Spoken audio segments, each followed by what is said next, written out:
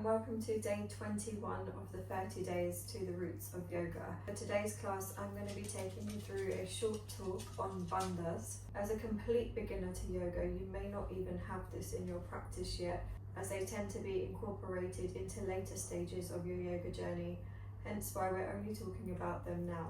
So the term bandha means to bind, to lock, to tie together, or to close up certain areas of our body. And traditionally, the reason why bandhas are used in our practice is to redirect the flow of prana into certain areas of our bodies, or to be able to burn away impurities and also cleanse certain areas of our bodies as well. So if we take pranayama practices and think about the purpose for those practices, so one of the main purposes of a pranayama practice is to burn away impurities in the body. And we do this by using our Agni, or our inner fire, and this inner fire helps us to burn these impurities away or any rubbish in the body. When we speak about using bandhas in our practice, we essentially are trying to direct prana to our Agni, or this part of our bodies, where these impurities are able to be burned away. Now, there are three bandhas in yogic tradition. The first one being Jalandhara bandha. So this is the area of our neck and our upper spine. And with this bandha, we use our chin to help us to create a straight spine.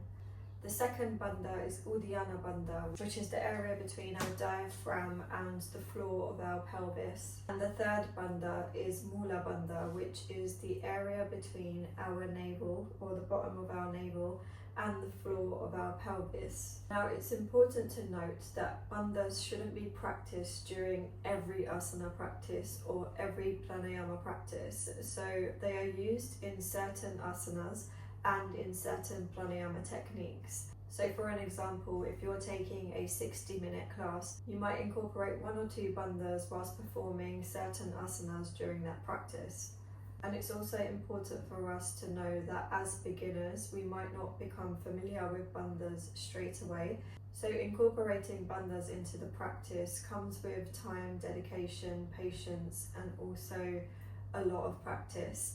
And you'd usually do this with a teacher. So just going back to what I was saying about incorporating one or two bandhas into your practice, it is also possible to perform all three at once. And when we do this, it's called Mahabandha, or the Great Lock. However, for the most part, we're not always performing all three of these bandhas together. As complete beginners to the practice, we may not even master Uddiyana bandha yet.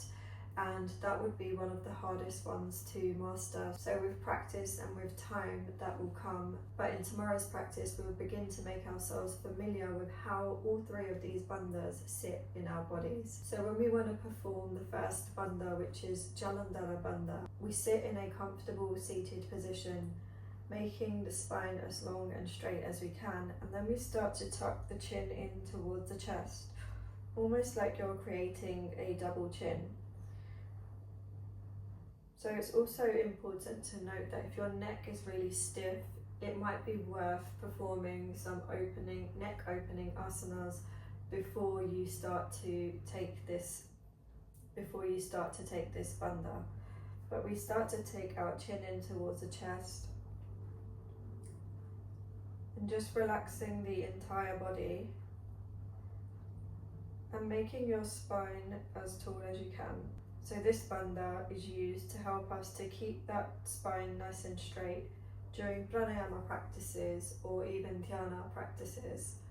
And when we create this chin lock, the spine seems to lock into this one position on its own, whereas if we're relaxed and we try to keep our spine straight for a long period of time, it might feel like it's a little bit impossible to do that. So it's also used as an aid during these practices. The second bandha is what I'm going to explain to you next. However, I don't want you to start trying this out yet. We're going to do that in tomorrow's class. And it's also worth noting that this bandha, as a beginner, is usually practiced laying down on your back so that you can really feel into each part of the body as you perform this bandha. But as I described, it's the part between your diaphragm and the floor of your pelvis. And as we perform this bandha, we start to contract the muscles in the abdomen. we start to make this area of the abdomen region and the stomach really hollow. So if you have seen any yoga practitioners perform this bandha, you'll notice that this whole entire area is sucked in towards the spine and really hollow. And the third bandha, or mula bandha, is, as I described, the space between the navel and the floor of the pelvis. And the way that we really start to tap into this bandha is by pulling up on that area where the perineum is. So for us to really lock into that, we'd have to perform what you might know as a Kegel exercise. So it's when we start to pull that area up and suck the energy up between the floor of our pelvis and our navel. From a hatha yoga perspective, the reason for using bandhas is to lock in prana and redirect it to certain areas of the body so that we can eventually lead it into Sushumna Nadi, which is our central energy channel. And this is used to help create spiritual awakening. And we can go so much deeper into this, but I'll leave it here so you can let that sink in before tomorrow's class. Thank you for joining me today. I will see you tomorrow for day 22.